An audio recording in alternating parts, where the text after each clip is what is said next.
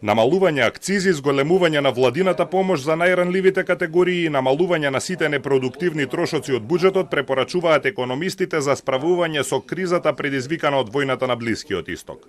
Оваа нафтена криза има потенцијал да предизвика уште поголема инфлација од таа предизвикана од енергетската криза во 2022 година, порачуваат економистите на денешната стручна расправа на економскиот факултет.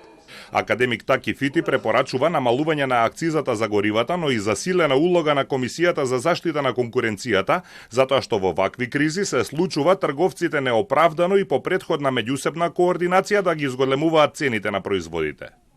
Во ваква ситуација многу фирми се однесуваат монополистички, односно под изговор дека расте цената на нафтата, ќе го зголемиме цените на производите. Во таква ситуација трошоците за производство растат и цените растат, меѓутоа во светот антимонополската комисија прави контрола дали и колку е оправдан пораст. Она што го прави, да речеме, на еден и друг начин Комисијата за енергетика. Владата донесе одлука за намалување на данокот на додадена вредност за горивата од 18 на 10% за да го намали растот на цените. Професор Ванчо Узунов вели дека тоа е премалку и предоцна, а инфлаторниот бран е неизбежен. Најранливите категории граѓани се веќе осиромашени, а и оние што доскоро не биле под линијата на сиромаштија, многу големи се изгледа да паднат во сиромаштија. Под линијата на сиромаштија во текот на оваа година и тоа до летото.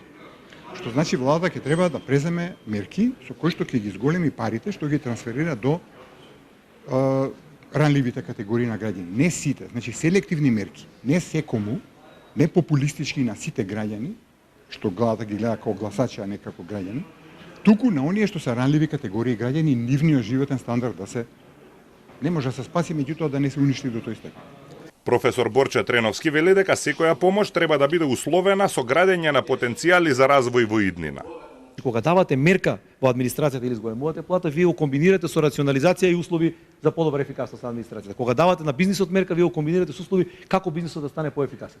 2008 и 2009 година гледате технолошкиот развој, производството на нафта од шкрилци, сите овие медицински напредоци беа условени од претседателот Обама тогаш со мерките кои ги даде како поддршка на дел од компании. Значи имаше развој поврзан со поддршка. Значи ние немаме луксус да имаме поддршка за која нема да бараме поврат од оној кој добива поддршка. Со оглед на тоа што ценовниот шок не е предизвикан од премногу пари во оптек или од зголемена куповна моќ на граѓаните, економистите велат дека засега нема потреба Народната банка да ги зголемува каматните стапки.